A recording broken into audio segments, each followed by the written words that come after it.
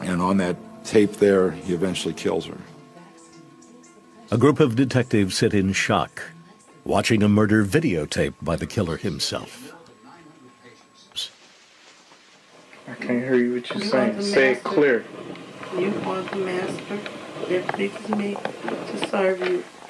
You are the master that pleases me to serve you. Stop for it. You are the master that pleases me to serve you.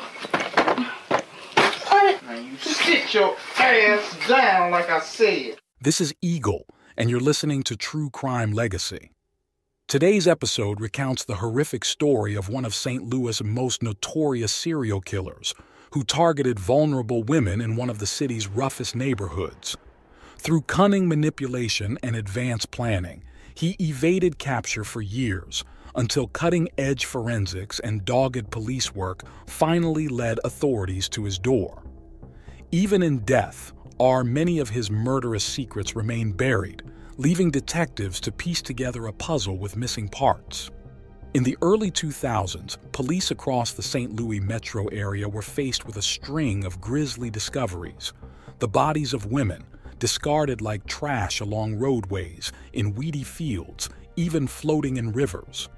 As the body count rose, they realized a vicious killer was preying on women in the depths of addiction, selling their bodies to fund their next fix.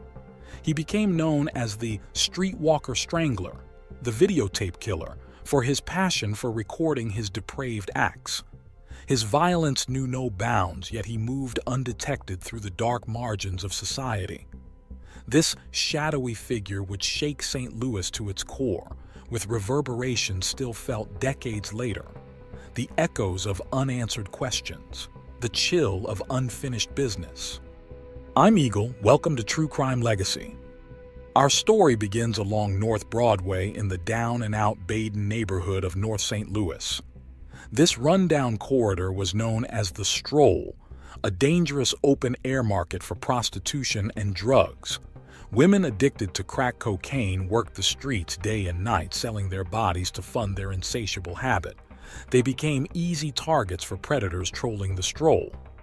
On July 31, 2000, the body of a partially clothed woman was discovered floating face down near a boat ramp in East St. Louis, Illinois.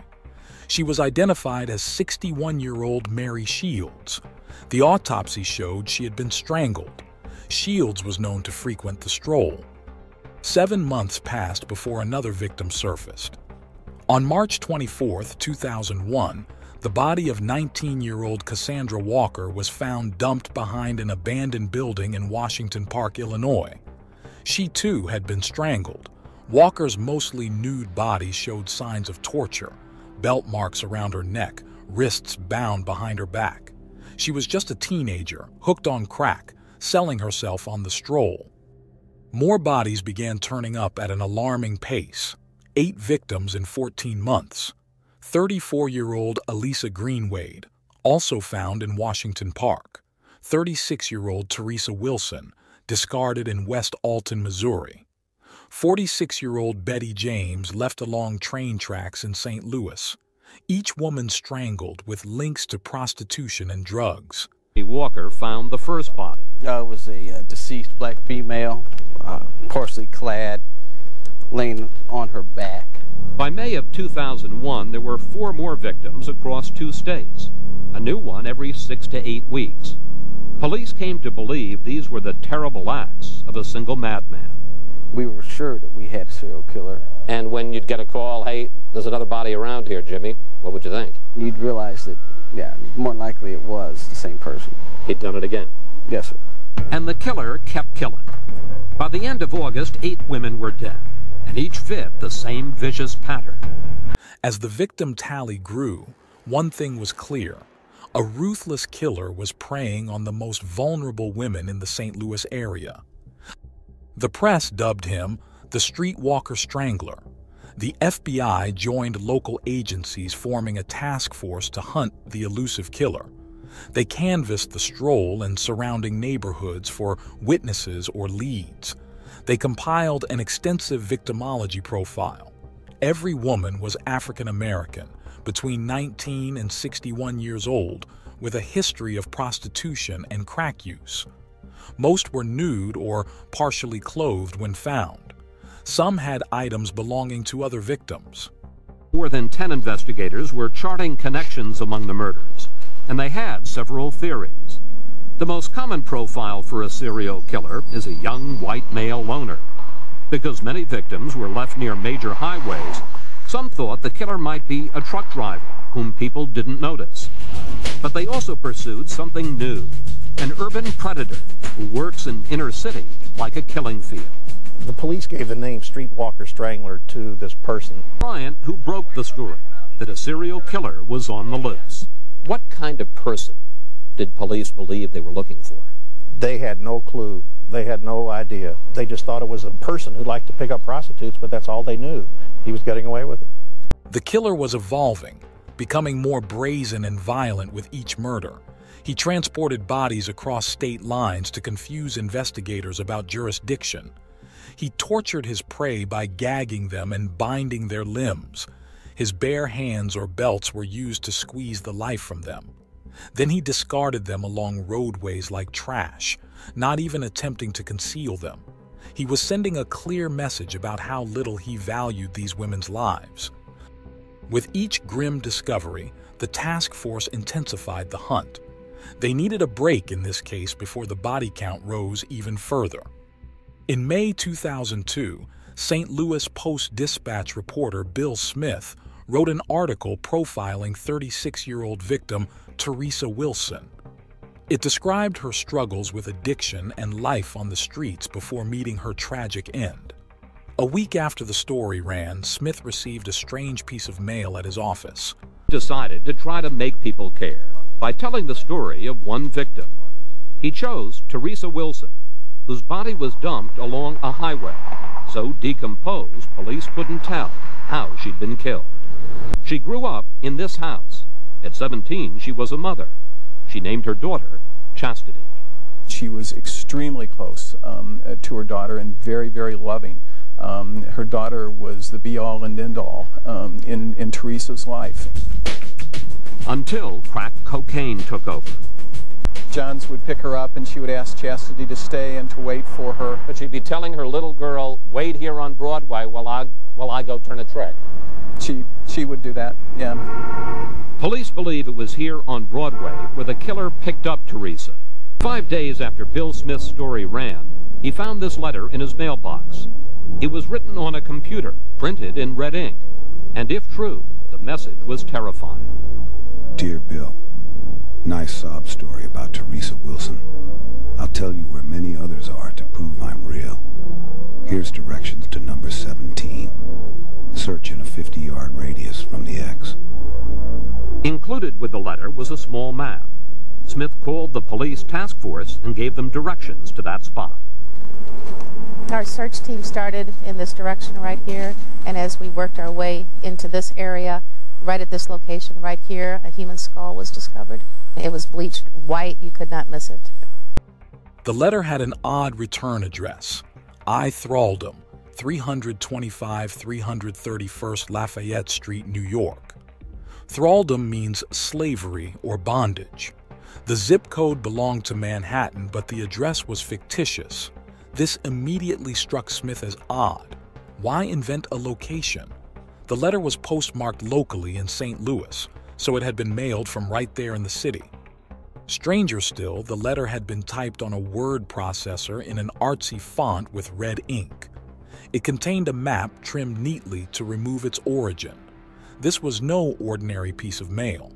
As Smith read the disturbing contents, he knew this was from the killer himself, taunting investigators and reaching out directly to the media. The letter ridiculed Smith for writing a sob story about Teresa Wilson. The killer then offered a chilling deal. Write one about Greenwade, write a good one, and I'll tell you where many others are to prove I'm real. He directed Smith to place the story in that Sunday's paper, just like Wilson's profile. An X marked the spot on the map where Smith could search for new remains if he complied with the request. The location was along Highway 67 near the intersection with St. Charles Rock Road in West Alton, Missouri, about 20 minutes from downtown St. Louis. Smith wasted no time alerting authorities. When investigators searched the woods near the X, they located the skeletal remains of an unidentified female victim, just as the killer promised. The game was on. Investigators were unable to pull any fingerprints or DNA from the letter and map. The killer had been careful not to leave any traces. When they tried tracking the unique stationery and font, another dead end. Just as frustration was setting in, the task force caught a break thanks to some high-tech detective work. A cybercrimes investigator with the Illinois State Police spent hours scouring every online and CD-based mapping service available to the public. He finally matched the map to the travel website Expedia, which contracted with Microsoft for its mapping software. This proprietary map could only have come from Expedia during a defined period. Armed with this lead, the FBI subpoenaed Expedia and Microsoft for records of everyone who accessed that location in West Alton between the publication of Smith's article on May 19th and the letter's postmark on May 21st. Through IP addresses used to download the map, they narrowed it to a single user who visited the site on the evening of May 20th. The IP address traced back to the ISP-UNet, which provided a billing address in the 1000 block of Ford Drive in Ferguson, Missouri. It was time to identify the man behind the map. And the killer had even clipped the edges off that computer map to make it harder to trace. But he hadn't planned for Sergeant Bob Muffler, a cyber investigator who tracks down criminals on the internet. There it is. Sergeant Muffler went to one popular site called MapQuest. Watch as he zooms in on West Alton, Missouri, the area detailed on the killer's map. This is the intersection of St. Charles Street and Highway 67, and right away you can pretty much tell it doesn't look like that map that was sent to the newspaper. Take a look. Cops went to other sites. Here on Yahoo, again you see, the icon for Highway 67 looks different. They didn't use Yahoo. After 4 days of searching, investigators tried Expedia.com. One thing right away I noticed is that the icon was extremely close to the intersection, and it looks like it's the same shape. Close, but still not an exact match. Now, it's not quite on the intersection there, is it? That's right. When you go up to print the map, that's where it gets real close, real fast. Now you got almost an identical replica of what the killer had sent to the newspaper. That's correct. Now let's meet Maury. On the morning of June 7th, 2002, a task force led by St. Louis County Police closed in on the address traced from the map. A man named Maury Travis answered the door, visibly annoyed at the early morning disturbance. Travis lived there with his girlfriend, but the home actually belonged to his elderly mother. Investigators described Travis as unstable and combative when informed they were there to serve a search warrant. He reluctantly admitted, "Yeah, I know why you're here." Travis's demeanor shifted from aggression to resignation. He knew the jig was up. Are now ready to close in on a suspected serial killer, but he is confident until the end. In fact, he had one last play, a move so dramatic no one thought it possible. It was 7 a.m. on a quiet morning last June when authorities knocked on Maury Travis's door. They had linked him to the computer map, but they still needed evidence to prove he was the Street Walker Strangler. He answered the door very agitated. Wanted to know why the police were there. He was told, "You know why we're here." The first floor of the home seemed normal, but the hidden basement revealed a house of horrors. Blood spattered the walls, ceiling, carpet, and furniture. Women's items were strewn about: shoes, underwear, wigs, a stun gun and tape used for binding victims, and the computer used to access the Expedia map. Sitting in his living room, the investigators asked about the missing women, but never accused Travis of killing them. They had a casual conversation with him, sitting on the couch for 2 hours. It was kind of a cat and mouse type conversation. One thing Travis did seem curious about was what brought police to his home. They said it was the internet. He cursed under his breath and made some reference to the computer. So he knew he had tripped himself up. He knew why we were there. After 4 hours of jousting, they took him to police headquarters. Captain Hager went in to talk with Travis himself. He made reference to my investigator that he wanted somebody else brought in because he found this man to be a bore and wanted somebody more challenging. But sitting in the interrogation room, Travis must have realized his mind games were almost over. He knew what police would find at his house. In the basement, a secret torture chamber where medieval cruelty was dished out with modern efficiency. I see a stun gun here. Very effective, can disable people. Wow. Do we have reason to believe that he used it on these women? Some of the pictures of the victims, they had burn marks on the upper body. Travis kept scrapbooks on torture and had collected every article about his terrible crimes. But the most horrifying discovery were these tapes. Detectives questioned Travis for 2 tense hours while the search continued. He refused to outright confess, but became enraged upon learning the map gave him away. Shortly after, Travis agreed to go downtown for further questioning. He was caught, and he knew it. Meanwhile, the FBI's computer forensics team examined Travis's machine and recovered drafts of the letter to Bill Smith. The electronic trail led directly to Travis's door. At police headquarters, detectives placed photos of each victim before Travis and asked if he recognized them. Travis claimed ignorance. But minutes later, he asked to review the pictures again. An interesting request for a man who just denied knowing the women. When detectives mentioned the women had all been murdered, Travis fell silent. They hadn't actually told him that fact yet. Travis was already intimately familiar with their fates. In a chilling move, Travis offered to lead police to another body, this time in East St. Louis. However, when they neared the bridge to cross into Illinois, Travis abruptly aborted the trip and demanded to be taken back to jail.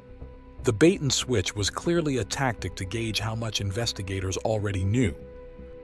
Despite Travis's mind games, he still hadn't outright confessed. A detective brought Travis a soda during questioning. After he finished drinking, Travis crumpled the can and tossed it away. That can was later collected as evidence. Through DNA analysis, the crime lab matched saliva from the soda can to semen samples collected from 2 victims, Yvonne Crew and Brenda Beasley. This forensic analysis linked Travis directly to their murders, even without a confession. Additionally, blood samples collected from the basement matched 6 of the known victims. Investigators were building a slam-dunk case against Travis brick by brick. Now they focused on getting him to admit what they already knew. He was the Street Walker Strangler stalking the Stroll. Detectives searching Travis's house uncovered a critical piece of evidence: multiple videotapes hidden in the basement. Their contents were so horrifying that St. Louis Police Chief Joe Mulquha ordered every officer who viewed them to undergo psychiatric counseling. These were no ordinary home movies. One tape, labeled Your Wedding Day, showed Travis committing depraved acts of torture, rape, and murder on different women at various times. This was his personal catalog of brutality. Part of the tape depicts 19-year-old Cassandra Walker chained by the neck to a wooden beam in the basement, her hands and feet bound behind her. Travis forces her head back and wraps a belt around her neck, strangling the life from the young woman as the camera rolls.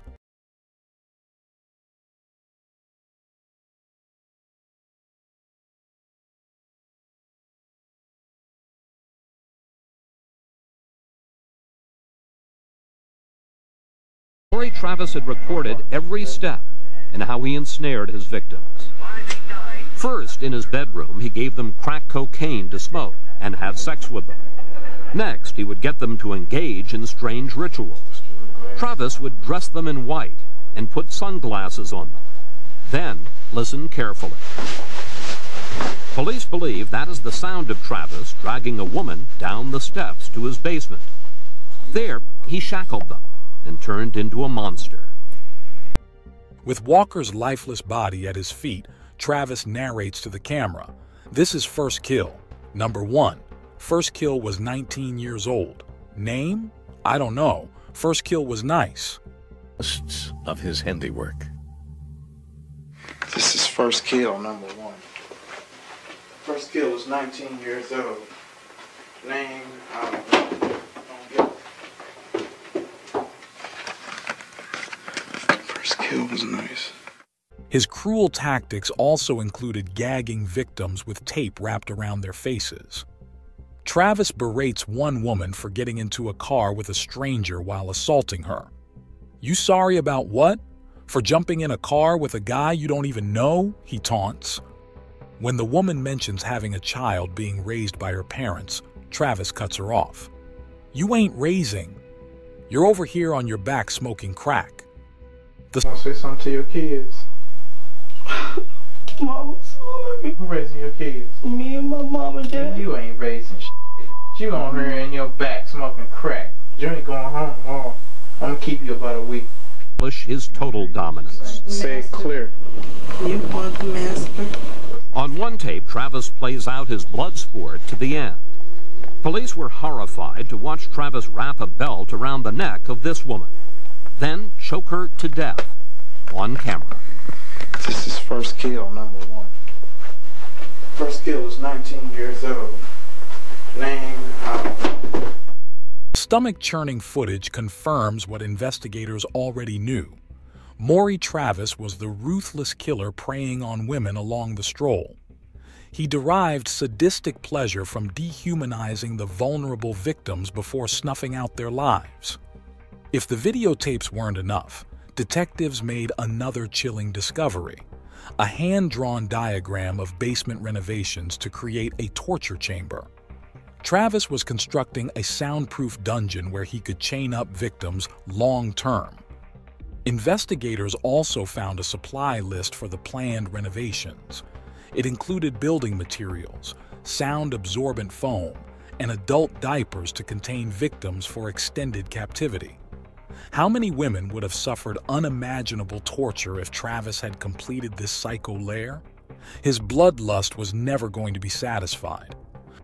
Though Travis still hadn't formally confessed, the mountain of evidence left no question. He was the Street Walker Strangler. Now in custody on kidnapping charges, his reign of brutality attacking the most vulnerable women in the St. Louis streets had come to an end, or so it seemed. With Travis behind bars on federal kidnapping charges, prosecutors weighed additional charges across multiple jurisdictions tied to the string of murders. Detectives worked to piece together a timeline of Travis's killing spree.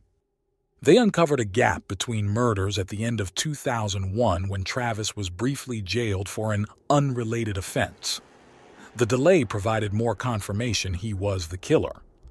But not all of Travis's secrets died with him when he took his own life just days after the arrest. You see, some serial killers will take their actual victim count to the grave, especially those unmotivated by fame or notoriety. On June 10, 2002, 1 week after being taken into custody, Travis was found hanging lifeless in his cell, dead by his own hand. Rather than face justice, he chose to silence himself permanently. Guards at the St. Louis County Jail were supposed to check on high-risk inmates like Travis every 15 minutes. However, they failed to check on him for 2 consecutive periods, enabling Travis to craft a noose from his bedsheet threaded through the cell's air vent. He even restrained his own hands behind his back so he couldn't try to break free once the hanging began. Travis wanted to be sure he finished the job. He left behind a suicide note addressed poignantly to his mother, apologizing for causing her pain. The note stated, "I don't know why. I was just sick. I've never felt normal or happy at any time in my life. I think about the life I lead and what's ahead of me. This seems the best solution for all involved, especially me, because I won't spend the rest of my life locked up or worse, let them kill me with a needle." However, noticeably absent from the note was any admission of guilt or remorse for the murders themselves. Until his final breath, Travis refused to acknowledge the brutal acts committed at his hands. Detectives were deeply troubled by being denied the closure of hearing his confession. So many lingering questions would remain forever unanswered. At the time of his death, Travis was directly linked through DNA and other evidence to 12 murders. However, he had cryptically boasted of claiming 17 lives. That left the fate of 5 unknown victims still hanging in the balance. Any hope of identifying those remaining women died along with Travis. Lead investigator Tim Sachs was devastated that Travis took his secrets to the grave. In an interview, Sachs lamented, "We had 1,000,000 questions, 1,000,001 questions, and Travis took every answer with him." Maury Travis was never charged or convicted for the serial murders that gripped the St. Louis area in fear. But the extensive evidence leaves no doubt. He was the ruthless killer who came to be known as the Street Walker Strangler. Travis took sadistic satisfaction in preying on vulnerable women and recording their torment. He managed to keep his sinister hobby concealed from those closest to him, and he died on his own terms, denying investigators the closure they sought. This complex case stayed with detectives long after the final gavel. For some, the lingering mystery became a lifelong obsession. That concludes this episode of True Crime Legacy. Thank you for joining me to explore a dark chapter in St. Louis history. We hope you'll join us next time as we peel back the layers on another complex and chilling true crime story. I'm Eagle. Be safe out there. Police are making another push to find a missing teenager who vanished without a trace 8 days ago.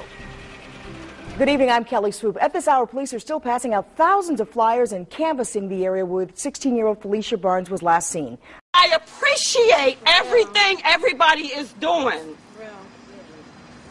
But every moment, it feels like I'm going through labor pains over and over and over again. I don't need this circle. I need my baby found. She disappeared December 28th, and many intensive searches turned up nothing. But now the body of 16-year-old Felicia Barnes has been found.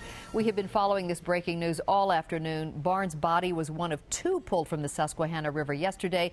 The other body is that of a man, and tonight police believe the 2 may be linked. Felicia Simone Barnes was born on April 4th, 1994 in Monroe, North Carolina. She was the only child of Janice Salas, who raised Felicia on her own in a tight-knit household after separating from Felicia's father, Russell Barnes. Those who knew Felicia described her as a remarkably bright, charismatic, and mature teenager. She stood out for her intelligence and discipline, showcasing a level of dedication beyond her 16 years. Academically, Felicia was thriving. She attended Union Academy, a public charter school near Monroe, where she challenged herself with honors courses. Felicia held down an impressive 3.9 GPA and stayed busy with various extracurricular activities. Felicia was a standout member of her school's dance team, using dance as an athletic and creative outlet. She also ran track and played soccer, pursuits which kept her physically active and competitive. Beyond just athletics, Felicia developed a passion for psychology. She found herself fascinated by human behavior and motivations. Felicia dreamed that one day she could earn a psychology degree, then utilize that knowledge to become a counselor and help others work through challenges.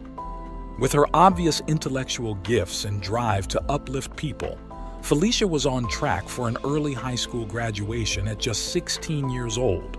Those who knew this disciplined, promising young woman expected she was destined for big things.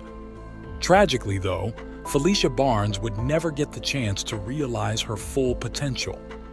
At 16 years old, her life was cut short under horrific circumstances in a case that still haunts investigators to this day. Growing up, Felicia had no relationship with her biological father, Russell Barnes. But Russell did have an older daughter living in Baltimore, Maryland, 28-year-old Dina Barnes, who was Felicia's half-sister. Dina and Felicia never met while growing up, but in 2010, they first made contact through Facebook and quickly formed a close bond, despite being separated by over a decade in age. That newfound sisterly bond tragically brought Felicia to Baltimore, where the promising 16-year-old would go missing and lose her life in December of 2010. Dina Barnes was 12 years older than Felicia, but the half-sisters soon discovered they had a natural chemistry. After connecting on Facebook, they began talking on the phone regularly and texting every day. Dina found Felicia incredibly mature and driven for just 16 years old. She was impressed by how Felicia challenged herself with honors courses while also playing sports and taking leadership roles in clubs at her North Carolina school. For Felicia, it was exciting to bond with a big sister figure after growing up as an only child. The sisters made plans for Felicia to visit Dina in Baltimore during her winter break in December 2010. It would be the first chance for the half-siblings to meet in person after months of building a relationship online. Dina offered Felicia her spare room in the apartment she shared with her boyfriend of several years, Michael Johnson. Dina and Michael lived in a modest apartment located near Reisterstown Road Plaza in northwest Baltimore. Michael worked as a warehouse supervisor and generally kept to himself. By 2010, he was essentially a member of Dina's family after nearly a decade of dating her. In fact, Michael and Dina's long-term relationship had hit a recent rough patch, but they were trying to work through their issues. When Dina first told Michael about reconnecting with her teenage half-sister Felicia, he showed no hesitation or concern. Michael said he looked forward to meeting Sis, and playfully referred to the teen as his own little sis as well. Nothing seemed amiss as the plans came together for Felicia's big trip to Baltimore. Her family saw it as a chance for Felicia to bond with her long-lost half-sister, see a new part of the country, and experience big city life. They had no reason to fear for Felicia's safety. On December 17, 2010, 16-year-old Felicia Barnes arrived by train in Baltimore. Her experience instantly exceeded her small-town life back home. Over the next 10 days, Dina took Felicia shopping at malls, introduced her to new restaurants, and brought her to museums and parties around the city. By all accounts, Felicia embraced the new social opportunities and freedom. She checked in regularly via text with family back home and posted photos of her exciting new adventures. Felicia assured her mother Janice that she was having the time of her life exploring Baltimore. Still, some aspects of Felicia's visit concerned her family in hindsight, as the 16-year-old's older sister Dina permitted Felicia to drink alcohol and participate in parties with her social circle. Felicia was allegedly encouraged by Dina to play drinking games, including some that involved risky behavior like nudity. It was a side of teenage life Felicia had never experienced under her mother's watchful eye back in North Carolina. Another escalating concern was the inappropriate intimacy developing between Felicia and Michael Johnson. As her trip continued, Felicia and Michael increasingly flirted through calls, texts, social media posts, and comments. Hundreds of texts were exchanged, including late into the night.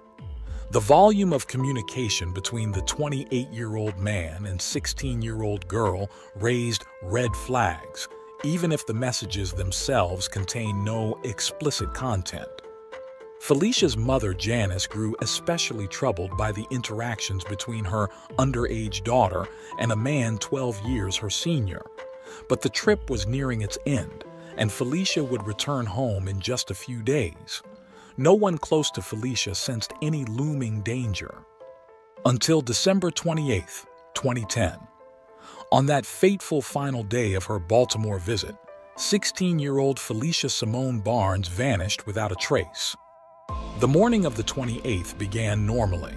Felicia was alone in Dina's apartment as her sister had left for work. Felicia texted Dina around 12:30 p.m., saying she planned to get something to eat, then walked to a nearby shopping plaza. This was the last known communication from the teen. When Dina finished work and returned home that evening, Felicia was gone. At first, Dina thought nothing of it, assuming Felicia had connected with friends locally. But as hours passed without any word, panic set in. Felicia wasn't responding to concerned texts or calls from Dina or her family back in North Carolina. Eventually, Dina contacted the Baltimore Police Department to report her teenage half-sister missing. Detectives immediately dove into investigating Felicia's disappearance. They quickly collected security camera footage from around the apartment, traced her cell phone and social media activity, and interviewed Dina, her friends, and Michael, the last known people to have seen Felicia. Police are making another push to find a missing teenager who vanished without a trace 8 days ago. Good evening, I'm Kelly Swoop. At this hour, police are still passing out thousands of flyers and canvassing the area where 16-year-old Felicia Barnes was last seen. Roosevelt Leftwich joins us now with the latest on the investigation. Rosie? Well, Kelly, it has been 8 days since 16-year-old Felicia Barnes left her sister's apartment to try to get something to eat at a nearby shopping center. And city police and the girl's family are fearing the worst. Today, about 25 city police cadets and more than a dozen city police detectives canvassed the apartment complex and nearby Reisterstown Road Plaza with flyers looking for any leads in this case. Police admit that they are stumped as there are few clues here. They have executed several search warrants and have interviewed dozens of people and have even what they call persons of interest, but so far no solid leads in this case. Police say the one thing they are sure about is that this girl would not go off on her own. We look at the individual's background. We look for any sort of substance problems, substance abuse, any sort of emotional problems. None of that is present here. We have nothing to suggest that Felicia Barnes is off of her own free will in some other part of the country.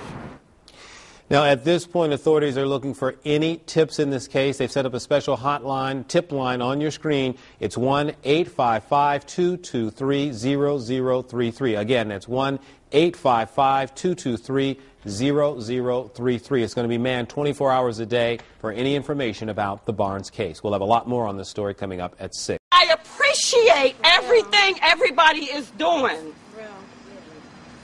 But every moment, it feels like I'm going through labor pains over and over and over again. I don't need this circle. I need my baby found. Missing teen Felicia Barnes' 17th birthday was almost 2 weeks ago, but her family has decided not to celebrate her birthday until she is found.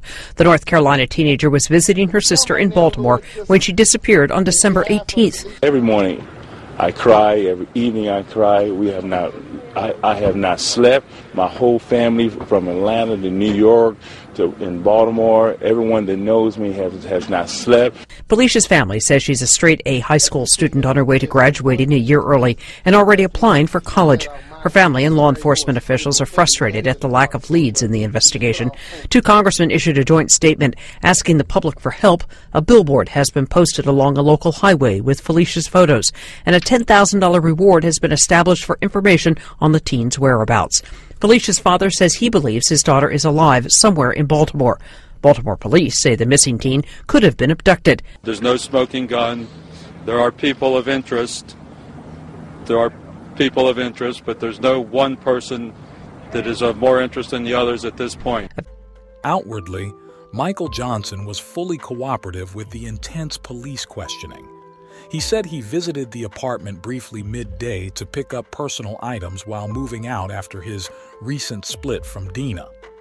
Michael claimed Felicia said she was going to get food and he had no reason to think anything was wrong. Yet, certain actions raised suspicion in detectives' minds.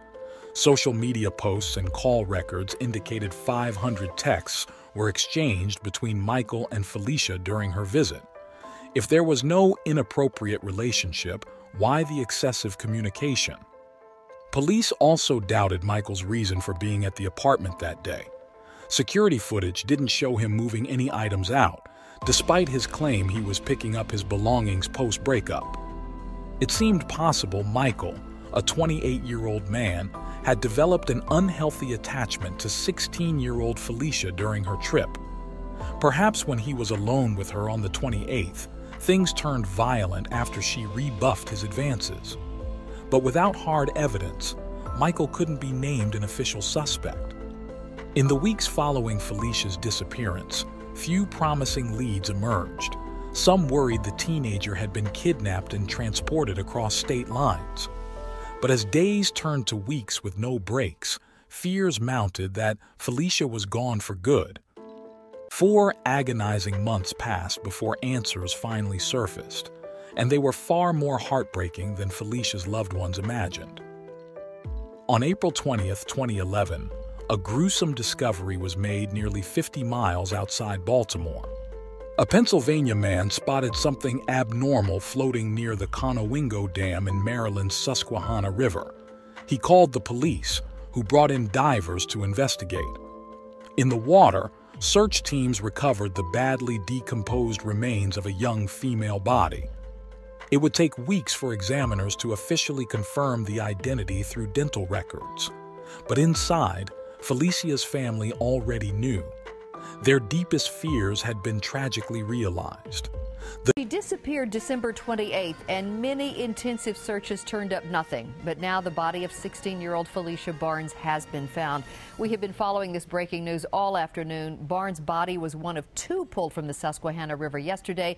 The other body is that of a man, and tonight police believe the 2 may be linked. We have live team coverage beginning with I-Team lead investigative reporter Jane Miller at State Police headquarters in Pikesville. Jane. Donna, police first suspected the body that was pulled from the river yesterday might be that of Felicia Barnes because of a distinctive tattoo. Then this afternoon, dental records confirmed it.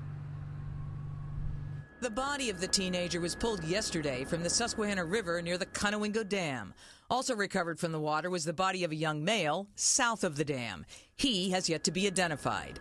As we reported earlier, investigators initially suspected the female's body might be that of Barnes because of a distinctive tattoo, a rose on the lower part of one of her legs. Sources tell us Barnes' body and the body of the male were unclothed. No identification was present on either of them. Today answers one question, the most important. After all these months, Felicia Barnes has been found. But how did she die? Who's responsible? And how did she end up in the river? The area north of the Conowingo Dam is not an area that's all that easy to reach. Now, police and investigators do believe that the 2 bodies are linked because they really have no reason to believe otherwise. Sources tell us the conditions of the bodies were very similar, and as I said, both had no clothes on, neither had any identification. We are still waiting for cause and manner of death in this case, as well as the identification of the young male. There is a briefing tonight here at State Police headquarters by both Maryland State Police and Baltimore City Police. This is a criminal investigation. Reporting live tonight from Pikesville, I'm Jane Miller, WBAL TV 11 News. All right, thank you, Jane. Of course, the search for Felicia Barnes has been intense and sustained. Baltimore City Police teamed up with federal agents. The Guardian Angels offered assistance, and digital billboards soliciting tips were set up along major highways. I-Team investigative reporter David Collins is live in the studio with the details on the efforts and the time that it took to find her. David. Donna, she vanished without a trace December 28th. The Baltimore City Police efforts to find her grew in earnest January 2nd. At the time of her disappearance, authorities considered it one of the strangest and most vexing missing persons cases they ever investigated. Days after family members reported Felicia Barnes missing, Baltimore City Police and federal agents began an intensive and sustained search for the high school honor student from Monroe, North Carolina. She disappeared December 28th, 2010, visiting her sisters in Baltimore. Okay, everyone, what we're going to do is we're going to do an area canvass in the area of the Reisterstown Square apartments. Detectives went door to door with her photo, asking questions, looking for shreds of evidence that could turn into a lead. But she had vanished without a trace. No cell phone calls, no use of her credit cards, no updates on her Facebook page. Her half-sister Kelly Barnes says Felicia last posted at 11:30 a.m. and mentioned being hungry. Kelly writes, "The day Felicia went missing, she texted me while I was at work and asked me to come pick her up. I started calling her, texting her, leaving her voicemails, everything and nothing." My family's not eating. My family's not even in right focus, but on this situation. That's the only thing that's been helping me through this, is taking Valiums to calm my nerves down. After family pleas and the ongoing police investigation still hadn't turned up leads, digital billboards were put up on major highways, including I-95, soliciting tips. A spokesman for the Baltimore Police Department. City police considered it one of the strangest and most vexing missing persons cases they ever investigated, yet it failed to generate much national attention, something her family found very disappointing. Friends and classmates at Union Academy prayed for her return. We all have faith that you're going to bring her home real soon, Lord. Union Academy offered a $25,000 reward for information. As her friends posted tributes on YouTube, a $10,000 reward was being offered in Baltimore. The Guardian Angels provided their assistance in looking for Felicia. That search ended around 7:30 a.m. Wednesday. According to police, crews working on the Conowingo Dam spotted a body in the river. Natural Resources Police recovered the body of a female from the water. Reached by phone, Felicia's mother says she's been in mourning since the day her daughter disappeared, and she's grateful for all the efforts made to find her. Felicia was a track star and honor student. She planned to graduate early and attend Towson University. The nude body was positively identified as belonging to Felicia Barnes. The medical examiner concluded Felicia died of asphyxiation, meaning she had been intentionally strangled or smothered by someone. All hope that Felicia may have run away or accidentally drowned was erased. This was clearly an intentional murder. For investigators, a new mission began, bringing the 16-year-old's killer to justice. Their focus returned to Dina's apartment, which had to be the initial crime scene. Finding DNA traces or other evidence to identify a suspect would be crucial. But the physical case proved challenging. With so many weeks having passed, any DNA or fibers left behind were likely contaminated or destroyed. Prosecutors could theorize what happened, but without hard proof, no charges could be brought. The investigation hit its first major breakthrough over a year later, thanks to a critical witness coming forward. James McCrae claimed he personally observed Felicia Barnes's lifeless body inside her sister's apartment back on December 28th, the day she first disappeared. McCrae said Michael Johnson confessed to him that he had strangled Felicia after making unwanted sexual advances. Michael supposedly admitted he improperly touched the 16-year-old, then used a pillow to suffocate her when she resisted. According to McCrae, Michael asked for help removing Felicia's body from the premises. Based on this bombshell eyewitness account, police finally felt confident enough to arrest Michael Johnson for Felicia's murder. On April 26, 2012, exactly 16 months after Felicia first vanished, officers arrested Michael Johnson outside his home. Detectives were sure he had killed her inside the apartment, then used a plastic storage container to secretly move her body out of the building before disposing of it in the river. The last person believed to have seen missing North Carolina teen Felicia Barnes alive is now charged with her murder. And that's our top story tonight at 6. At this hour, Michael Johnson is in jail without bail. Police arrested him outside his Baltimore home last night. And there's brewing controversy surrounding this case after the city's lead detective was suspended in an unrelated incident involving his own daughter. My team is providing team coverage on this tonight. Lead investigative reporter Jane Miller is in our newsroom with the latest on the controversy surrounding the police detective. But we're going to begin with 11 News reporter David Collins live at police headquarters. David. Well, Donna, prosecutors declined to disclose the cause of death or any evidence for that matter associated with this case. But sources tell 11 News that Felicia was asphyxiated and that Michael Johnson was seen carrying a large rubber-based container to his car around the time of her disappearance. The man arrested and indicted in connection with the death of Felicia Barnes is longtime family friend Michael Johnson. He's the former boyfriend of Felicia's older sister, Dina. Baltimore City State's Attorney Greg Bernstein suggested she was murdered in Baltimore, but provided few other details about the case. We believe that we've got the right guy. The Barnes case attracted national attention. Back in December 2010, the 16-year-old honor student from North Carolina spent the holidays with family members in Baltimore. She mysteriously disappeared December 28th. A year later, Felicia's body was found floating in the Susquehanna River near the Conowingo Dam. The state's attorney declined to discuss the cause of death or what type of evidence they have to support the indictment. But according to a source, the cause of death is asphyxiation. The source also says Johnson was seen taking a large rubber-based container to his car around the time she was reported missing. Reached by phone, Felicia's father, Russell, said the family is rejoicing over the news of the arrest. Barnes' uncle, Harry Watson, thanked God for this day. Relatives suspected Johnson from the beginning. They knew him well. He went on family vacations with them. I would hope that he would do the right thing. If it was him, tell the truth. Tell the truth and give Felicia's family some type of closure. Felicia's brother Brian wears her picture around his neck. He says a stranger gave it to his mom the first week she disappeared.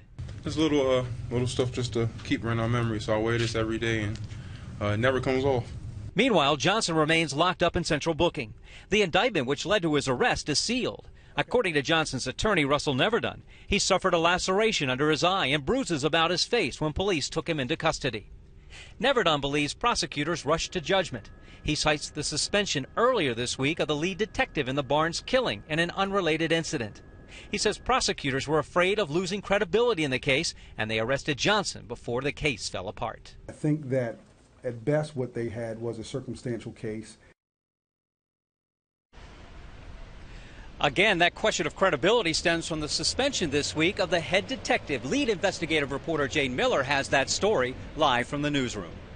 A neighbor reported seeing Michael struggle to carry a large 35-gallon plastic tub outside and into a vehicle on the very day Felicia disappeared. Its dimensions matched up with the container McCrae said was used. Presented with an apparent confession, prosecutors hoped they finally had enough evidence to bring Michael to justice. But getting a conviction would prove extraordinarily difficult. Michael denied every accusation and dismissed McCrae as a liar. His defense team was confident that without DNA evidence, surveillance footage, or fingerprints directly linking him to Felicia's death, he could not be found guilty. The first trial did not commence until January 2013, over 2 years after Felicia initially disappeared from Baltimore.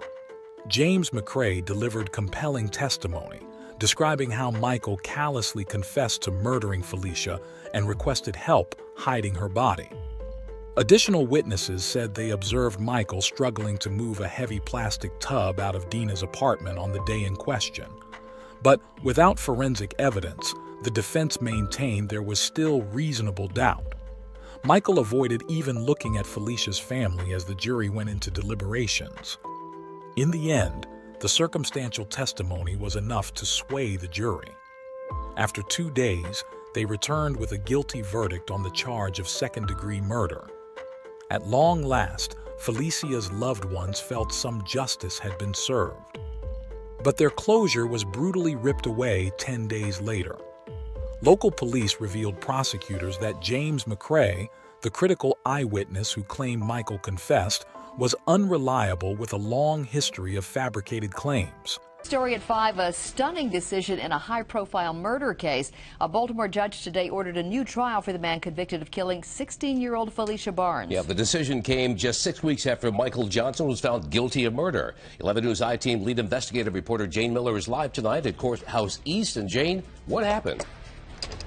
Well, Stan, there was an audible gasp in the packed courtroom when Judge Alfred Nance announced his decision just after lunch, or just after 12 o'clock this afternoon after hearing arguments all morning. It is something that almost never happens, but it did today, dealing prosecutors a huge blow in a high-profile case.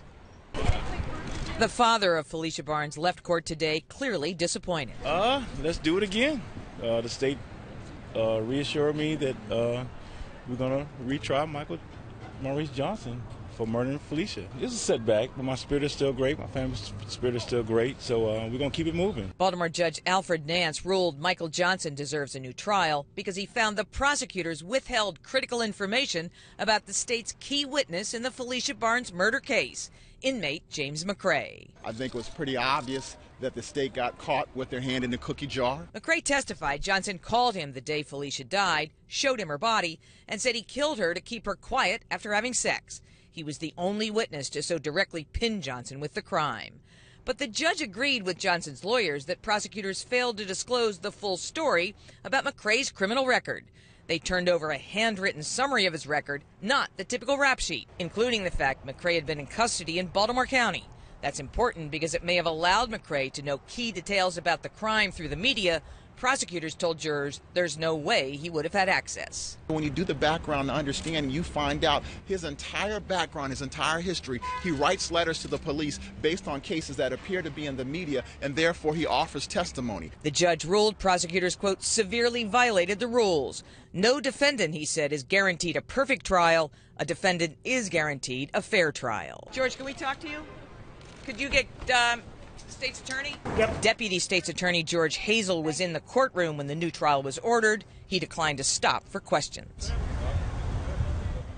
State's Attorney Greg Bernstein declined requests to speak with the media. He issued a written statement saying he was disappointed. The new trial date in this case is set for May 28th. The charge of first-degree murder no longer applies in this case. That's because of double jeopardy. Michael Johnson was already tried and found not guilty of that count. As a result, Michael was granted a retrial. For the North Carolina teen's family, it was a crushing blow. Prosecutors insisted Michael was still guilty, but without McRae had lost their strongest piece of evidence. Building another case felt daunting. Meanwhile, Michael remained free on bail for months until the second trial could commence. That retrial finally began in June of 2014. The state introduced fresh evidence, a video showing Felicia, Michael, Dina, and others naked and intoxicated.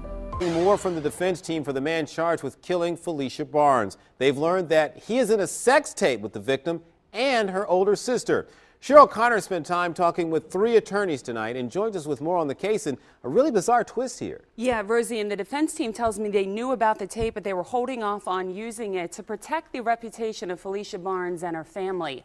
Now they have no choice but to defend their client, Michael Johnson, and that, they say, will help their case.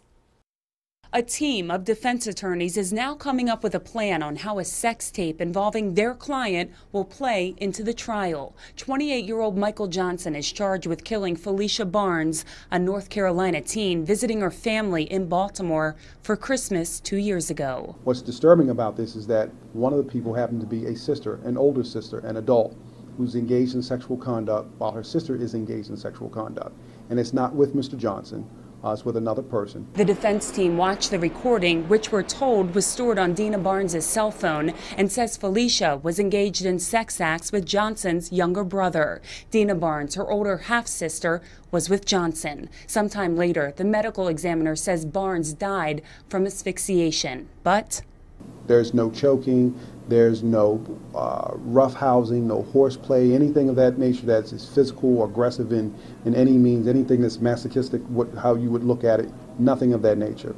The defense has to respond to the state's request to close the courtroom for over 16 minutes while the tape is played, but open it back to the public while Dina Barnes is on the stand. Prosecutors don't typically speak before a trial, so we don't know why they believe a sex tape with minors is worth playing in court. I think this exposure, this sex tape at this late in time on their 2-year anniversary of this girl's disappearance is appalling. It is basically about character assassination. Felicia Barnes went missing 2 years ago today. 4 months later, her remains were found in the Susquehanna River near the Conowingo Dam. Her death was ruled a homicide days later, but it took another year to make an arrest. The defense won't tell us all of their attacks, but one is a witness who claims he saw Felicia alive in Cecil County. The state's contention is that this murder happened in Baltimore City. Otherwise, if the state believed that she was murdered in Cecil County, then this case would be in Cecil County. The defense claims it shows Johnson and Barnes are friendly, which is quite different from what was painted at Johnson's bail review. That was back in April. It also brings into question if anyone will be charged with possessing child pornography. The age of consent is 16 in Maryland, but the age to tape a sex act is 18. Right now, we don't know if Dina Barnes or anyone else will be charged. To close the courtroom for the viewing of the videotape, that will have to be worked out before the trial date. The defense believes its client has the right to keep it open. Prosecutors described it as illustrating the inappropriate nature of Michael's relationship with the teen. Additional witnesses again placed Michael struggling to move a large plastic tub on the day in question. But the defense countered the lack of forensics proving Felicia was ever inside. And this time, the jury could not agree unanimously on a verdict.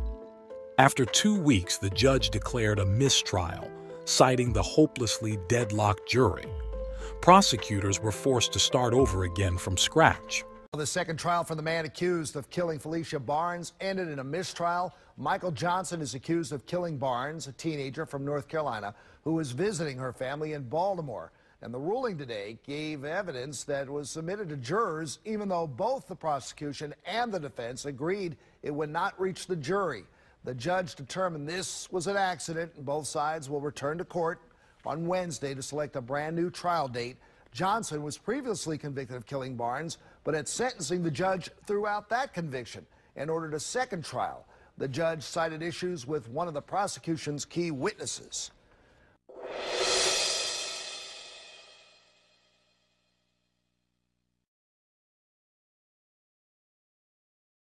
But they were unwilling to give up, insisting Michael would not get away with murdering an innocent 16-year-old.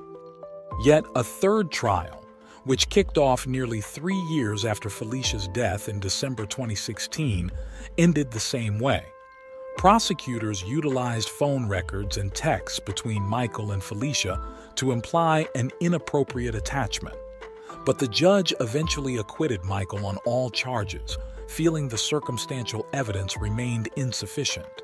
After 7 years of questions, a one-time suspect is acquitted in the murder case of Felicia Barnes. This was the third attempt to convict Michael Johnson for the 16-year-old's murder. The North Carolina honors student vanished in Baltimore in 2010. Her body found months later. WJZ is live. Joy Burnett tells us the judge was not convinced there was enough evidence to convict Johnson. Joy. Well, this case had been going back and forth for 7 years. Michael Johnson was even convicted of murder. But after today's acquittal, he's now a free man. Michael Johnson said nothing as he walked out of court and then drove off. A judge acquitted Johnson in the Felicia Barnes murder trial. The 16-year-old disappeared in 2010 while on break in Baltimore from North Carolina. Barnes' half-sister once dated Johnson, and he'd long been a suspect. But on Friday, the judge said there wasn't enough evidence to convict the 34-year-old. One of his attorneys cried after the ruling. We grieve for the Barnes family and this tragedy, but convicting an innocent man is not justice for Felicia Barnes. We are grateful that this 7-year nightmare is over for Mr. Johnson and his family. This is the third time he went on trial for her murder. The first conviction was overturned, then came a mistrial, and now an acquittal. Felicia Barnes' father was present in the early stages of the 4-week trial, but not on Friday. Do you feel the evidence is strong enough? Are you still confident? Always confident. Always confident. Always confident. State's Attorney Marilyn Mosby said she spoke with the family after the judge acquitted Johnson. I am extremely disappointed by today's decision, but the judicial process has played out, and we have no choice but to follow that decision and to respect that decision. State's Attorney Marilyn Mosby also said they believe they were pursuing the person who actually killed Felicia Barnes, but she said they also have to respect the judge's ruling. Reporting live tonight, Joy Burnett for WJZ. After half a decade battling the justice system, Michael Johnson finally escaped all accountability for Felicia Barnes' murder. The promising teenager's loved ones were left in agonizing limbo, still searching for definitive answers about why Felicia was so cruelly taken from them. In the decades since Felicia Barnes first disappeared from Baltimore, her tragic murder remains officially unsolved. While many maintain Michael Johnson likely played a role, police have been unable to gather the conclusive evidence needed to prove his guilt beyond a reasonable doubt. While the circumstances around Felicia's death are still shrouded in mystery, her spirit lives on through the people she impacted and through efforts made in her memory to protect other young people. Following Felicia's murder, her case became a symbol for the rising issue of missing minority children cases being overlooked. Felicia's family strongly advocated for new legislation requiring police to more thoroughly investigate missing young people of color. In 2012, Maryland passed a law called Felicia's Law, requiring improved coordination between agencies and information sharing in order to help locate missing children faster. It was an early victory in the fight to make sure all missing kids, regardless of background, are treated with urgency. The Barnes family also started the Felicia Barnes Foundation to connect loved ones of missing persons and provide counseling support. While Felicia never got to realize her own dreams, her memory is still helping people today.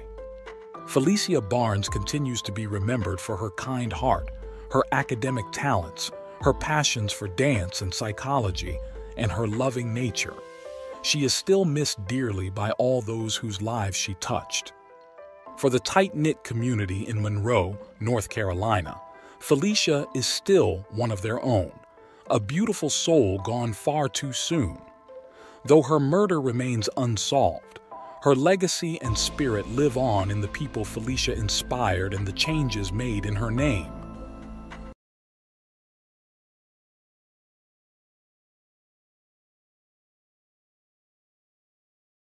It was a bright fall morning in mid-November.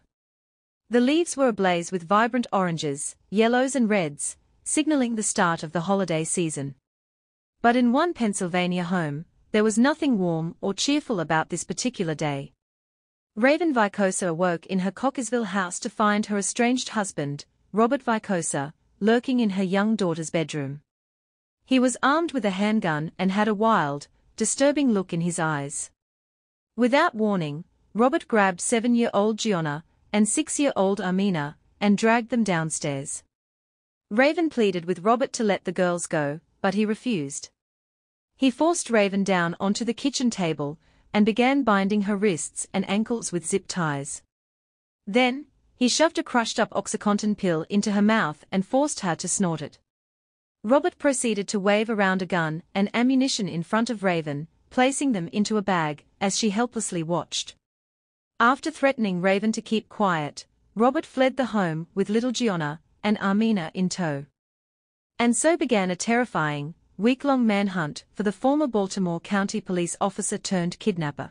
The victim burst into tears before she started describing the ordeal. How she ended it was a pretty heads-up move. According to police, she did everything right. At one time, you were a police officer. In your heart, you know that what you're doing is not right. The manhunt continues for former Baltimore County police officer Robert Vicosa.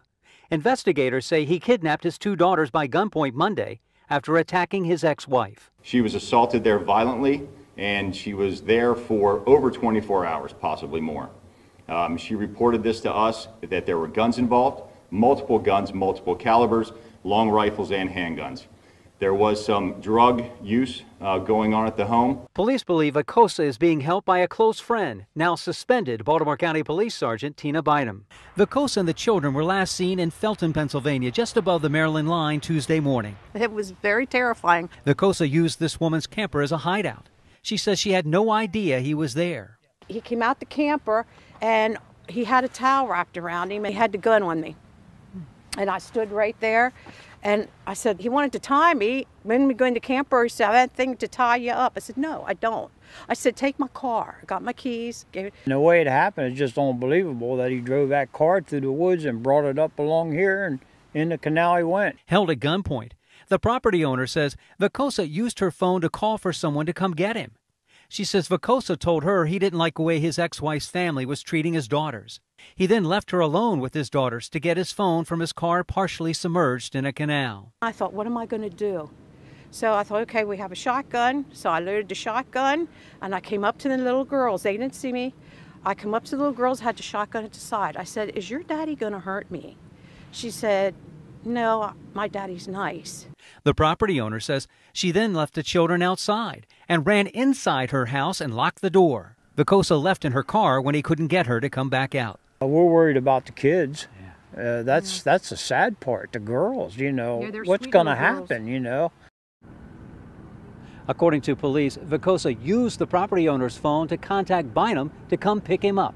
Investigators plan to update the status of this case tomorrow.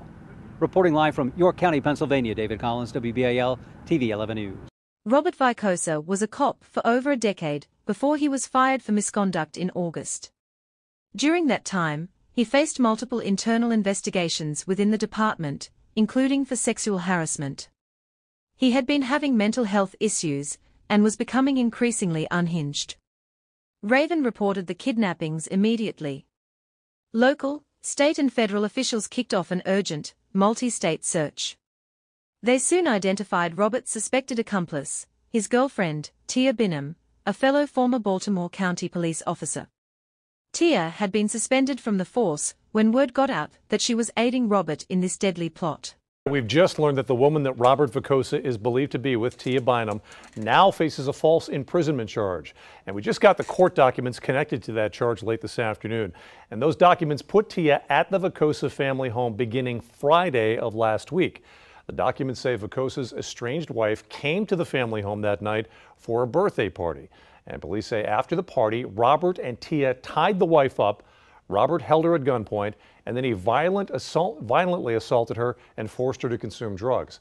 Eventually, Vicosa's wife convinced him that she was willing to stay in the house to be with her children, but she needed to go home to collect clothes and her computer. She did go to her home, afraid that her car and her phone was being tracked by Vicosa, but then she went to a Target store, parked her car there, and sought help from police.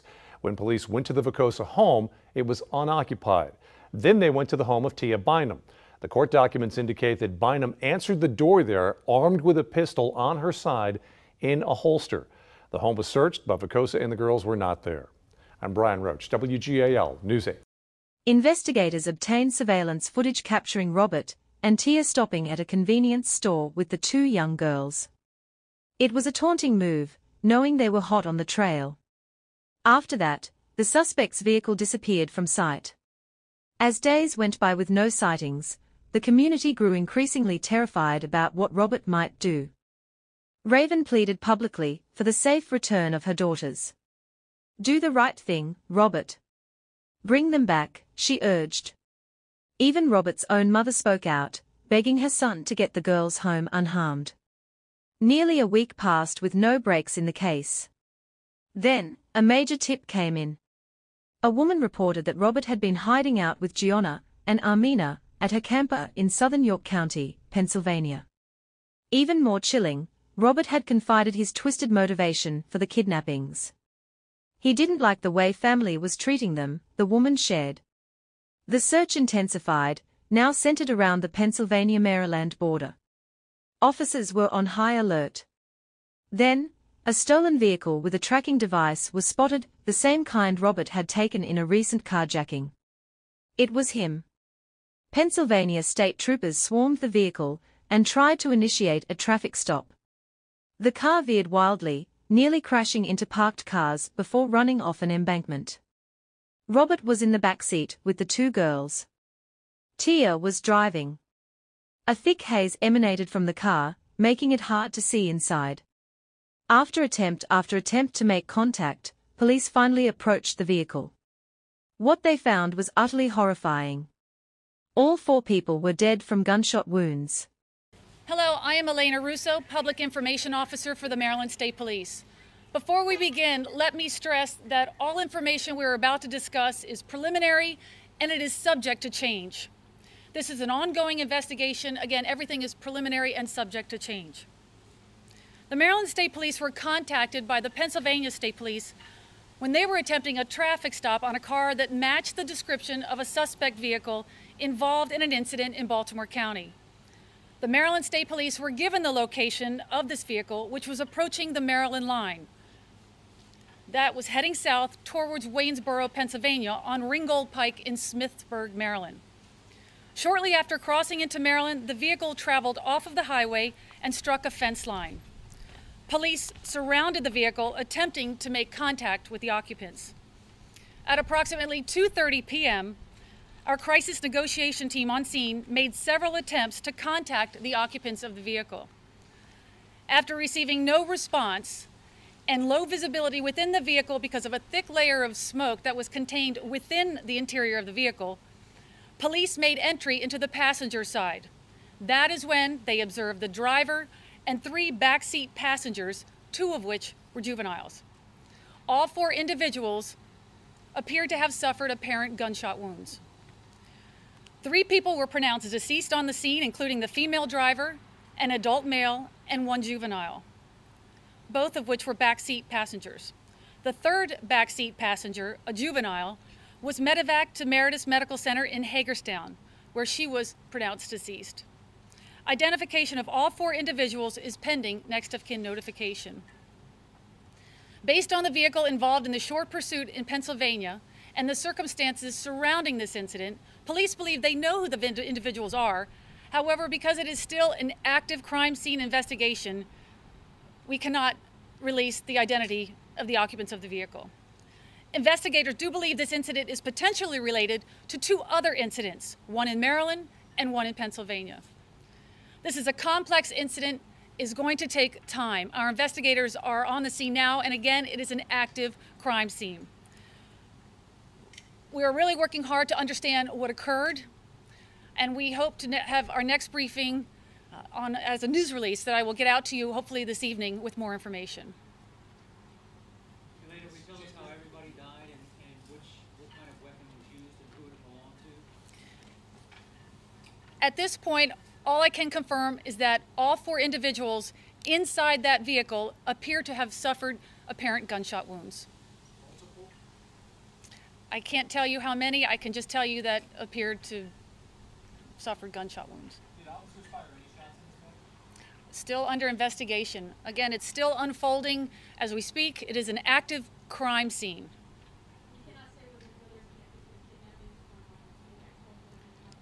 Police believe this incident may be related to 2 other incidents, one in Maryland and one in Pennsylvania. That's part of the investigation, sir. Would you go over once again, just for clarity, officers trying to make a traffic stop and what happened? The Pennsylvania State Police were attempting a traffic stop on a car that matched the description of a suspect vehicle involved in an incident in Baltimore County. The vehicle had been approaching the Maryland line, heading south on Ringgold Pike in Smithsburg towards Waynesboro, Pennsylvania. The Maryland State Police were waiting on the other end. What happened to the vehicle? I believe it's still at the crime scene. No, I mean the vehicle crashed and ran off the road. The vehicle ran off the road and hit a fence line. Do you believe the victims inside were the gunshot wounds during this interaction with police, or were they already deceased inside? Still part of the active investigation. There is so much to this investigation that I can't give any confirmed details at this point, except for what I was able to provide.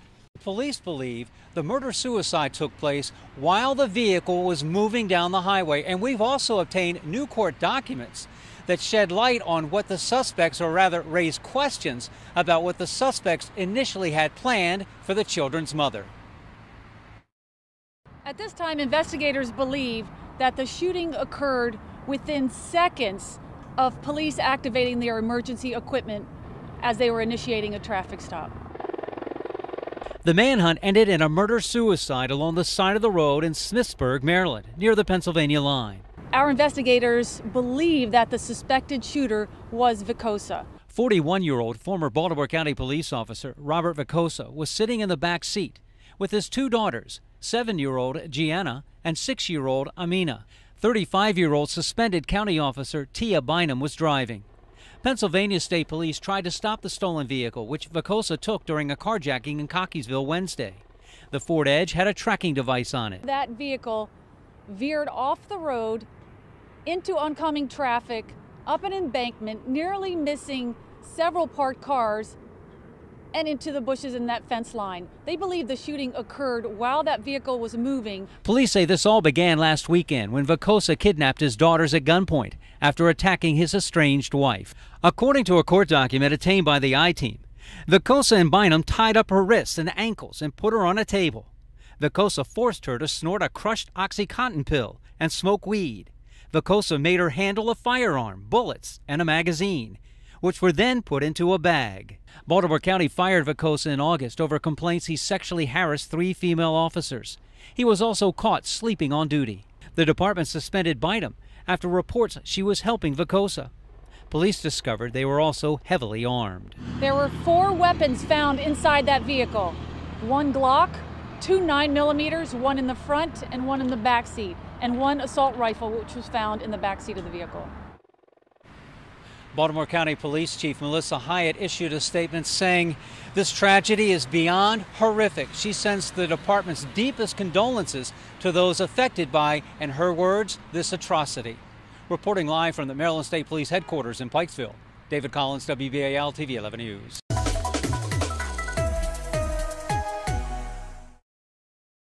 Investigators believe Robert fired the lethal shots mere seconds after the traffic stop was initiated. The violence erupted while the car was still in motion, a likely murder-suicide. Police located 4 firearms within the vehicle: a Glock, 2 9mm guns, and an assault rifle. It seemed Robert was fully prepared for a confrontational end to the manhunt. Coming up on a week since the kidnappings began, the case had concluded in unthinkable tragedy. 2 innocent, precious girls had their lives cut devastatingly short. The community grieved heavily upon learning of the horrific murder-suicide. Baltimore County Executive Johnny Olszewski spoke of the senseless loss of Gianna and Amina, innocent and precious children. Governor Larry Hogan called it a selfish and senseless act of violence that has shaken us to our very core. For Robert Vicosa's mother, Beverly Brown, there was only heartbreak.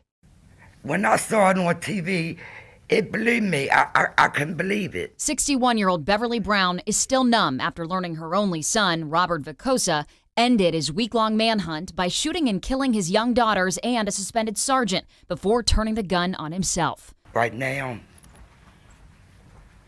I wouldn't wish I'm going through what I'm going through on any mother. My heart is so heavy right now. Brown says when she found out her son had kidnapped her granddaughters at gunpoint, 6-year-old Amina and 7-year-old Gianna, she reached out to Vicosa's estranged wife and girl's mother in hopes of safely bringing the children home. But what I did do, I called my daughter-in-law and asked her, let us work this out together. This could have been worked out. Your daughter-in-law is who? Marissa Vicosa. The mother of the 2 children. The mother of the 2 children. But it wasn't. And days later, the girls shot by their own father.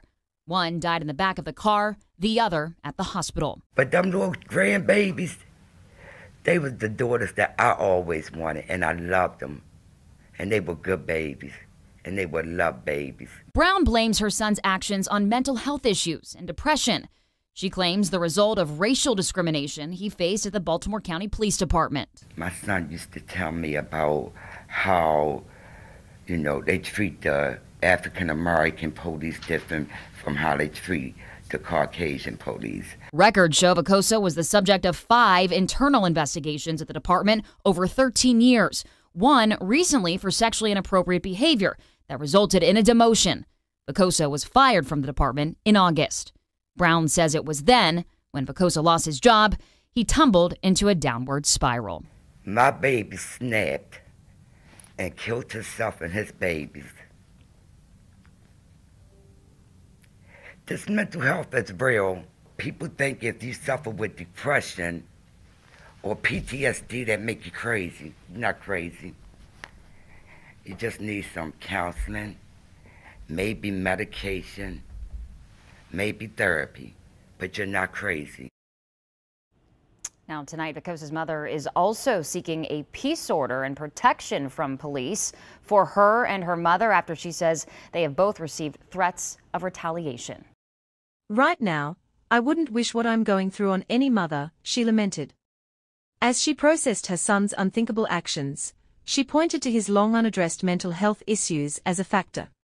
My baby snapped and killed himself and his babies, Beverly said angrily. People think if you suffer with depression or PTSD, it makes you crazy. You're not crazy, you just need some counseling. She believes the system failed her son. Raven Vicosa, now without her 2 beautiful daughters, was left to pick up the pieces of her shattered life. Investigators vowed to provide support as they continued working to understand the full circumstances surrounding the kidnappings.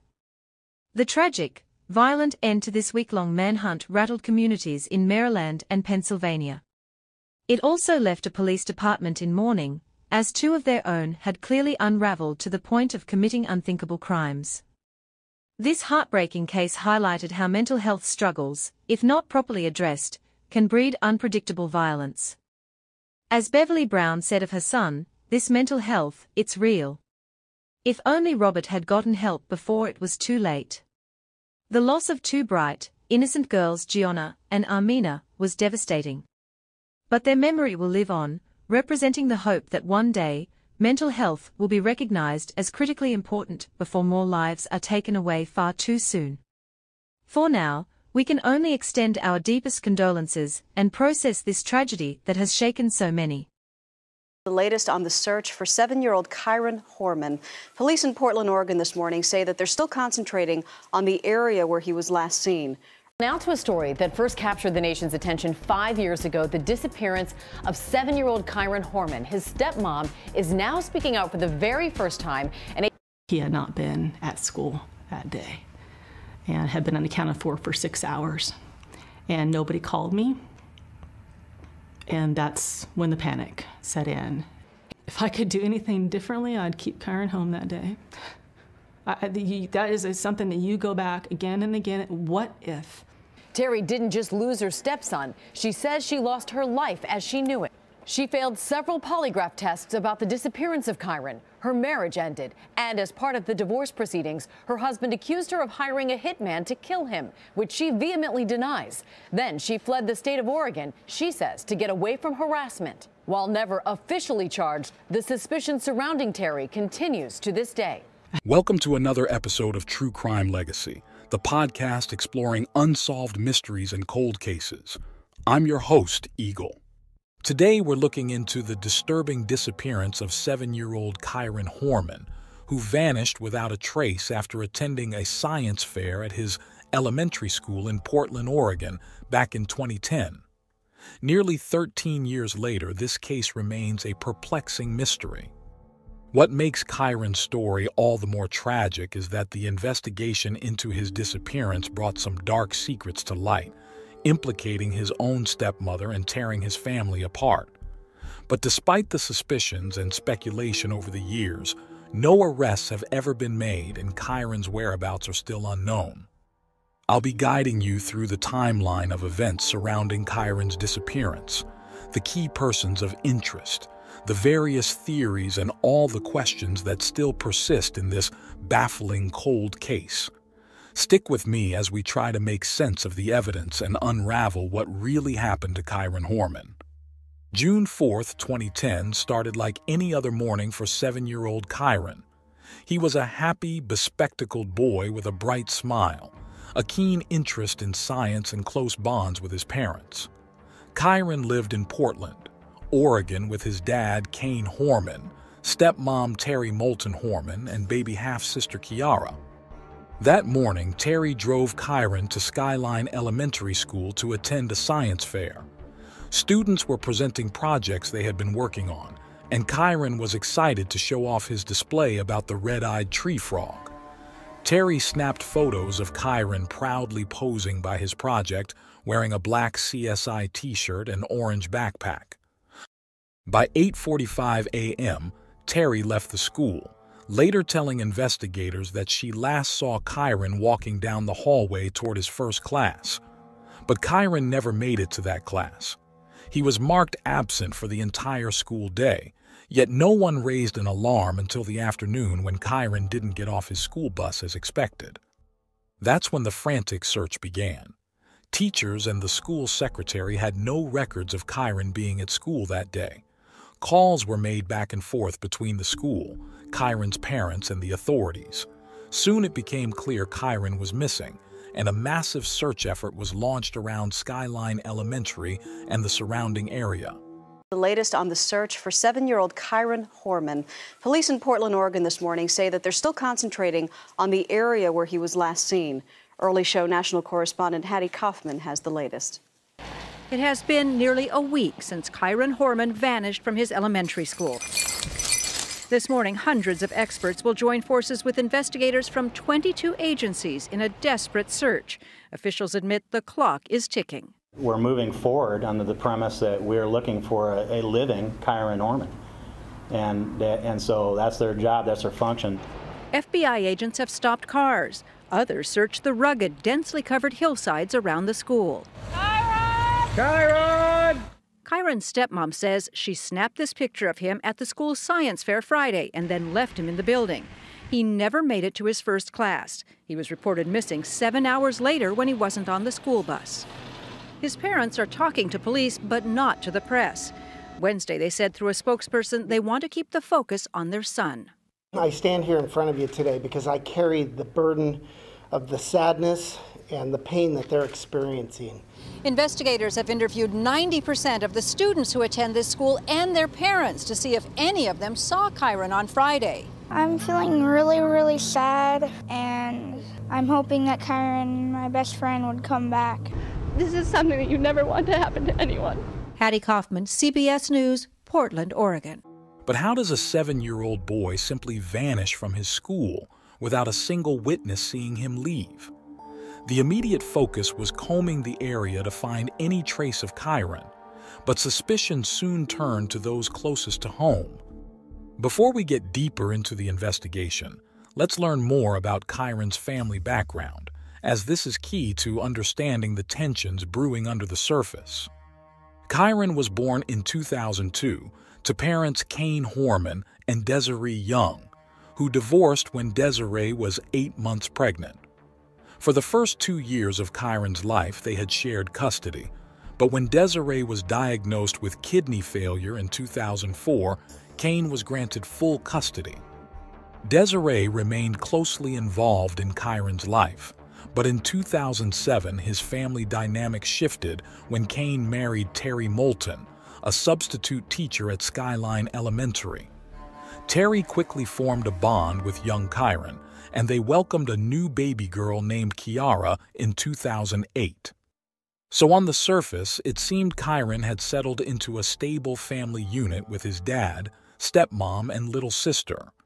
But the investigation into Kyron's disappearance fractured that facade, exposing bitter conflict and betrayal brewing below. The spotlight first fell on Terry, the last known person to have seen Kyron at school before he vanished. In the critical hours after Kyron went missing, what exactly was Terry doing? According to Terry's statements to police, she left the school just before 9 a.m. and spent the next few hours running errands with her toddler daughter Kiara. Between 9 and 10 a.m., she stopped at 2 different grocery stores. She then drove around town until 11:30, hoping the car motion would soothe Kiara's earache. After an hour at the gym, Terry arrived home around 1:20 p.m. and posted photos from the science fair online, unaware that Kyron was already long missing from school. Terry claimed it was a normal morning of routine errands, but many felt precious time was wasted due to her delay in reporting Kyron's absence. Terry didn't raise the alarm until 3:30 p.m., when Kyron failed to exit his school bus. Suspicions around Terry intensified when shocking allegations came to light, just weeks into the investigation. In late June, Kane Horman was allegedly approached by police with troubling information about his wife Terry. According to landscaper Rodolfo Sanchez, Terry had approached him 7 months prior in January of 2010 and offered him a lot of money to murder Kane. Sanchez said he refused and immediately told Kane about the incident. Hello, I'm Tracy Barrett. And I'm Joe Donlin. First at 6, the Kyron Horman investigation takes another turn. Now a reliable source tells News Channel 8 officers were prepared to arrest stepmom Terry Horman for hiring a hitman to kill her husband. We have News Channel 8 team coverage beginning with Amanda Burden in downtown Portland tonight. Amanda? Joe, in the last half hour, Kyron's mother and stepfather spoke with reporters in Medford. Kyron's mother was adamant that Terry Horman come forward. This all comes on the heels of another bombshell in this case. More than a month after 7-year-old Kyron Horman disappeared, the focus remains on his stepmother, Terry Horman. Detectives aren't saying that Terry is a person of interest or suspect in the case, but a reliable source tells News Channel 8 that police were prepared to arrest Terry for plotting to kill her husband, Kane. That source tells us last November Terry offered to pay a landscaper for the murder, saying Kane had hurt her emotionally, and that an undercover detective accompanied the landscaper to Terry's home on June 26th. The source goes on to say that if Terry had implicated herself in trying to arrange Kane's murder, police would have arrested her. The landscaper was wearing a wire, but sources say Terry suspected something was up and cut the conversation short. Later that day, Kane took his 19-month-old daughter and moved out of the family's home. He then filed for divorce and a restraining order. In a 3-page email to local media outlets late last night, Kyron's family wrote no comment in regards to the murder-for-hire plot. But they did confirm that Kyron's mother, father, and stepfather all took polygraph tests and passed. A reliable source tells News Channel 8 that Terry was evasive on her tests. Tonight, Kyron's family urges Terry to work with police. They write, "We continue to issue our plea of her fully cooperating with law enforcement and the investigation to help bring Kyron home as quickly as possible." Now, Kyron's family says they check in with investigators every morning to see what they can do to help. They say they are relentless in that focus. Now, again, Terry Horman has not been named a person of interest or a suspect in this case. And meantime, Kyron's mother and stepfather are in Medford speaking with reporters. We have a crew on scene, and we'll bring that to you shortly. Back to you. All right, thank you. When questioned by her lawyer, Terry denied having any such murder-for-hire conversation with Sanchez. But the damning accusations put Terry's actions around Kyron's disappearance under a microscope. If she was capable of plotting to kill her husband months earlier, could she also be involved in Kyron's fate? Terry avoided charges over the murder-for-hire plot, but the turmoil in her marriage reached a breaking point. In late June, Kane filed for divorce and obtained a restraining order against Terry. She was only allowed supervised visits with her toddler daughter Kiara thereafter. Adding fuel to the fire against Terry were the results of 2 polygraph tests she took regarding Kyron's disappearance. She failed them both. Terry did have a close friend offering support during the crisis. Dee Dee Spiker was often by her side, providing advice and companionship. But Kyron's parents felt Spiker was encouraging Terry not to cooperate fully with the investigation. Strangely, on the very morning Kyron went missing, Spiker took off from a gardening job without explanation for 90 minutes. She was also linked to Terry purchasing untraceable cell phones. Spiker refused to answer questions when deposed later about her movements and communications that day. Nearly every aspect of Terry's behavior raised red flags to investigators. Local authorities believed she was withholding information vital to finding Kyron. A grand jury subpoenaed several of Terry's inner circle, hoping to gather evidence against her. But no definitive proof ever materialized linking Terry directly to Kyron's fate. Another puzzling lead emerged in August 2010. Police revealed that 2 witnesses saw a mysterious stranger sitting in Terry's parked truck near Skyline Elementary on the morning Kyron disappeared. This sparked massive speculation about an unknown accomplice. But it was unclear if the eyewitnesses were reliable or if this alleged truck occupant really existed. With the investigation stalling, Kyron's mother Desiree filed a civil lawsuit against Terry in 2012. Desiree sought $10 million in damages, convinced that Terry was responsible for her son's disappearance. The lawsuit aimed to prove Terry kidnapped Kyron, but never went to trial. We're closely following this breaking news in the Kyron Horman case. The little boy has been missing now nearly 2 years. Kyron's mother, Desiree Young, will hold a news conference in about an hour and a half. And KOIN Local 6 reporter Lisa Balick is live at the Multnomah County Courthouse. Lisa, she has reason for filing today. Yeah, time is running out in order for her to file something against Terry Horman, who is Kyron's stepmom, the last known person to see him alive, and that lawsuit will involve allegations of custodial interference. Now, Desiree Young, who is Kyron's biological mother, has not seen her son since June 4th, 2010, when he disappeared. 2 years is also the deadline for her to bring any kind of civil suit against Terry Horman, who was with Kyron at Skyline School when he disappeared after she dropped him off. Now, despite a grand jury convening, Terry Horman has never been formally named a criminal suspect in the case. Meanwhile, though, the Multnomah County Sheriff's Office is still actively working this case. As we get closer to the anniversary of Kyron's disappearance, of course, more interest publicly is there, and so that's why we wanted to let the public know that we are still looking for Kyron, and we are still investigating this case as an active case. Now, by the way, custodial interference is about keeping a child from their legal guardian permanently or for an extended period of time. Now, so far, Terry Horman has always refused to comment whatsoever about where Kyron could be. Also, she is living in Medford, far from her husband, estranged husband that is, Kane Horman, who is here in Portland. We'll be at the News Commons later on this afternoon, and we'll have a full report for you. Reporting for you live in downtown Portland, Lisa Balick, KOIN Local 6. All right, Lisa, thanks for the update. And be sure to stay with us at KOIN Local 6 for continuing coverage of today's news conference. We plan to bring it to you live on the air and online when it starts at 1:30 this afternoon. We'll also have the latest online at KOINLocal6.com, and you can follow us on Facebook and Twitter. As months turned into years with no breaks in the case, authorities scaled back the active search for Kyron. But the investigation remains open, and local police have implied as recently as 2017 that they still suspect Terry's involvement. She maintains her innocence to this day.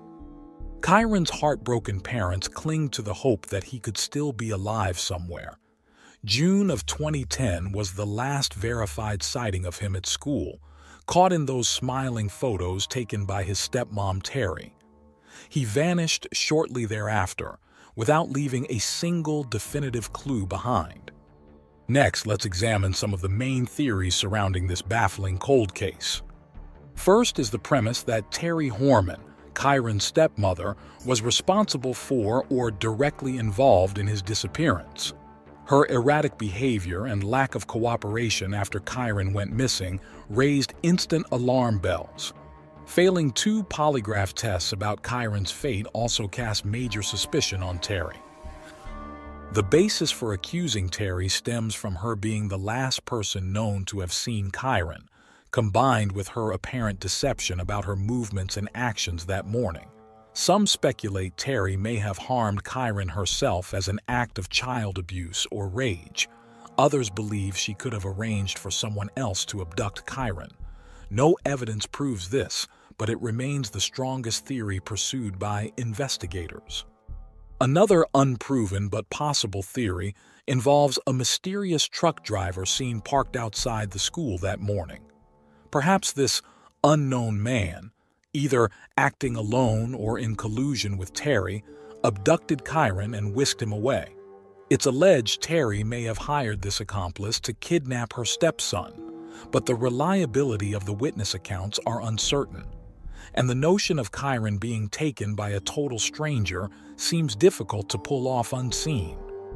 Family dysfunction has also been scrutinized as a factor allowing foul play to occur. Could ongoing marital problems between Terry and Kane have influenced Kyron's disappearance if one wanted to hurt the other by harming their child? Some think Terry's close friend Dee DeSpicker knows more than she revealed, but proof of any plot between them is lacking. Of course, we have to address the possibility that Kyron simply left the school grounds alone that day. He was old enough at 7 years old to wander off by himself, whether by choice or because he was lured away by someone. But it seems improbable he could get very far outside without being spotted.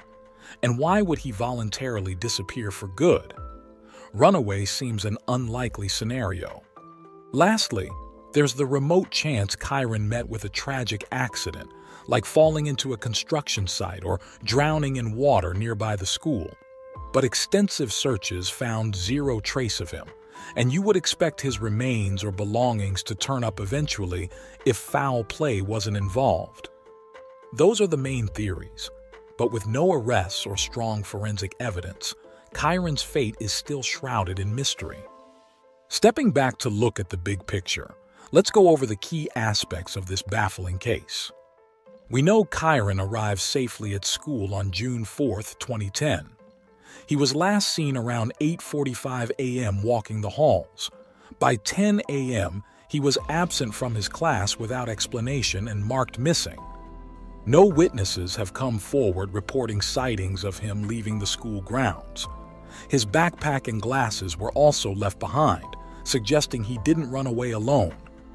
His stepmother Terry was the last person to have seen Kyron at school before he disappeared.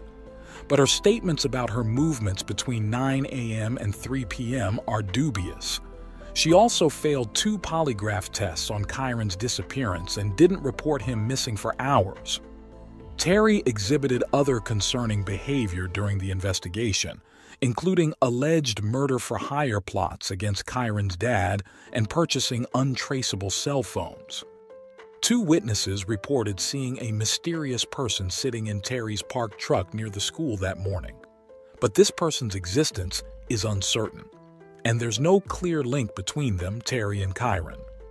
Police seem confident with evidence suggesting Terry's involvement, though no charges have ever been brought against her. Kyron's mother, Desiree, filed a civil lawsuit accusing Terry of kidnapping him, but the lawsuit was dropped. Authorities are still seeking tips and leads to progress the case. But after nearly 13 years, Kyron's fate is still unknown. He would be 20 years old today. The lack of solid clues or evidence pointing definitively to what happened is immensely frustrating. Other than Terry's highly suspicious behavior, there is little else to go on. No trace of Kyron himself has ever emerged, dead or alive. Without a body or crime scene, police have no starting point. Any physical evidence was likely lost in the hours between Kyron's disappearance and it being reported. And there were certainly missteps made early on in the investigation that can't be undone. The school not realizing Kyron was missing until the very end of the day severely hampered the search effort. Key locations like Terry's truck were not immediately secured and examined. Valuable witness testimony and surveillance footage near the school was not promptly obtained. Of course, the biggest questions still linger. Did Terry Horman orchestrate Kyron's disappearance, or was she uninvolved? Could Kyron have been abducted by a mystery person in broad daylight from school? Might he have wandered off alone and met with misfortune? Is it possible he is still out there alive somewhere, perhaps being raised under a new identity, unaware of his true origins? Without more evidence, we can only speculate, but something sinister clearly happened to this poor child. An entire community was shaken by Kyron's vanishing and the dark secrets it unearthed. For his loved ones left behind, the agony of not knowing continues. They still cling to hope that Kyron might be found.